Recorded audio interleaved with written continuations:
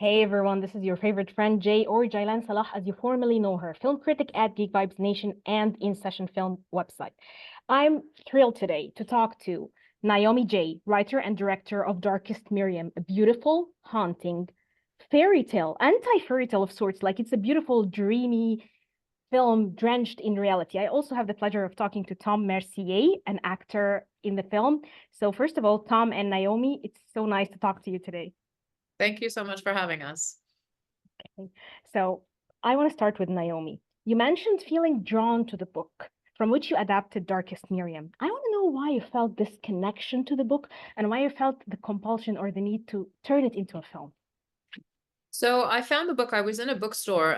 I was wasting some time waiting for a friend, and I saw a book on the shelf, and I loved the cover design. It felt like something that I would have made. So I picked it up and I read the first page, and I called the publisher after the first page. There was something indescribable. It's kind of like when you love at first sight feeling that I knew that I wanted to make this book into a film that I can't describe what that precise thing was, but it was just this feeling of familiarity, I guess, that even in that first page, the voice of Miriam felt so familiar to me. So I called the publisher right away, and then of course read the whole book and was in love with with the story and the tone and the world that Martha Bailey had created.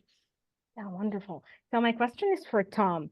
We see Yanko in a very distinct, like costume look that kind of sets up the character for us. And Yanko is a very particular character too. So I want to know, how did you catch this character? How did you capture it in your hands? When did you feel like you have command on it? And how did you create the look with the costume designers, with Naomi?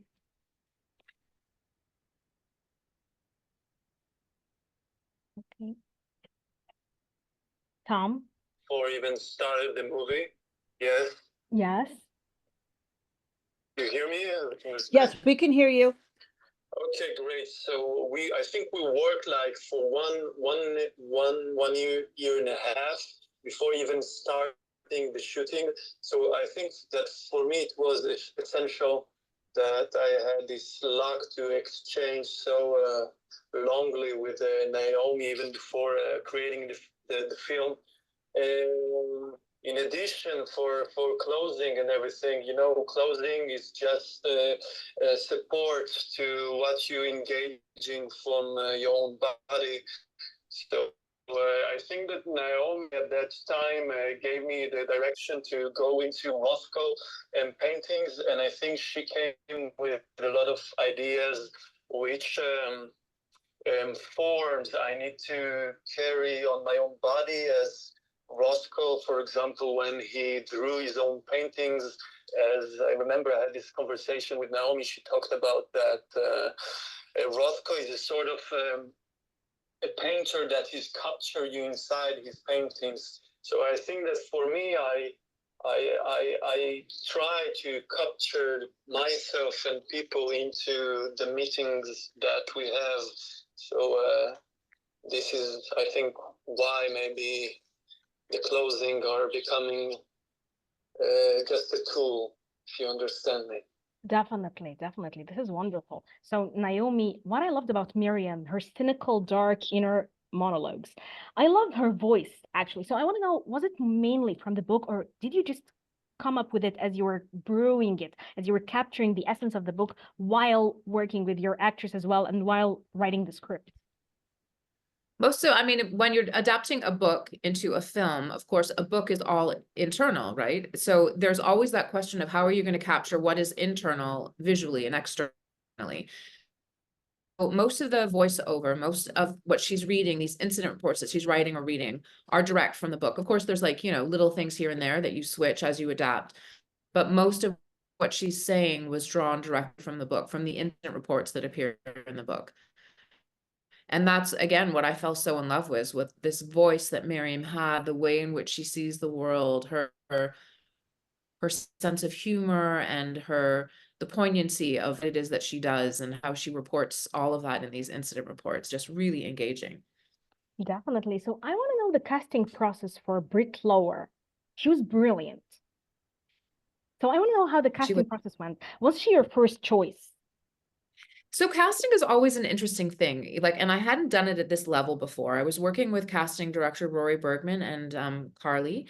And so, you know, it's a very long process. They bring you people, you know, speak to different people.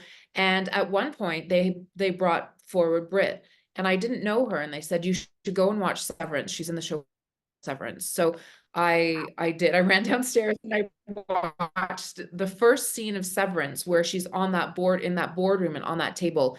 And there was something so visceral about her performance. And there was also something very beautiful about her voice. She has a really distinct voice. And I Definitely. immediately I knew it. like this is the woman. It has to be her. And I wrote to Carly and Rory, and I was like, this is it. We have to get her now. How we, you know, let's try for her.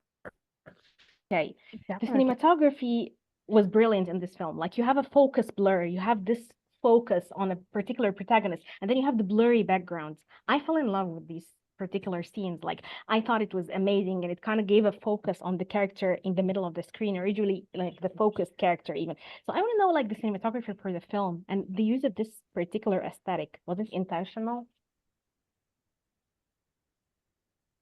Yeah, so the cinematographer Michael LeBlanc and I had worked together on my first feature. So we had we had worked together before, and like as with every film and every director cinematographer relationship, we spent a lot of time talking about what this is going to look like and looking at reference images, and because the characters are so prominent in this film, because these patrons in the library are so particular, of course we wanted to do these kind of portrait shots. I think that's what you're referring to, the portrait shots. Definitely. Yeah, so it was really about like these people who inhabit this space and who they were and what they were like. So we just had kind of figured out this aesthetic for how to capture that, how to capture these patrons in the space.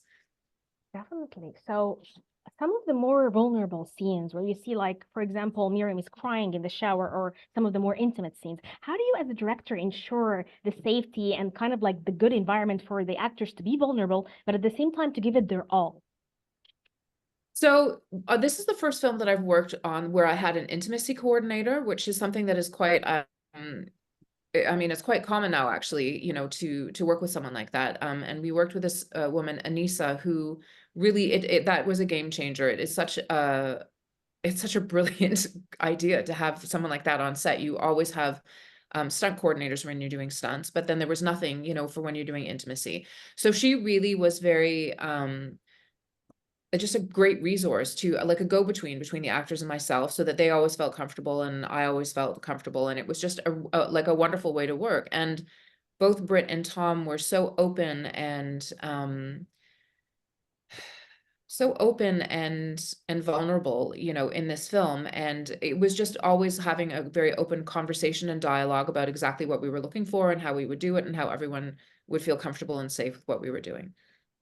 Okay, so my final question for Naomi and for Tom, starting with Naomi, what was the most difficult scene to shoot? And which scene, when you were making it, when you were just looking behind the camera, you realized, wow, this is pure cinema. I'm making something wonderful. You just felt calm and serenity, and it was just magic manifesting in front of you. Holy cow. So I'll do the questions kind of reverse. When I really felt like something interesting was happening, I have to say, well, the whole thing, like it really was it had been such a long time in the making that it was really wonderful just to finally see everything happening on set. It took 14 years to make this film. So it was really beautiful to see Tom and Britt and have them cast and see all of these scenes happening. But when I felt kind of that spark of something really interesting happening, something that I was really interested to explore, was all of those portraits that I did of the patrons in the library. Because I wasn't quite sure how they would sit within the narrative of the film, but it was something that, you kind of just get a feeling when you see it. And I was like, oh, this is really interesting. I'm very curious as to how this is going to fit in. And I can't remember what the first question is. Yeah, the most difficult scene, like which was most difficult? What was the most difficult? I don't know.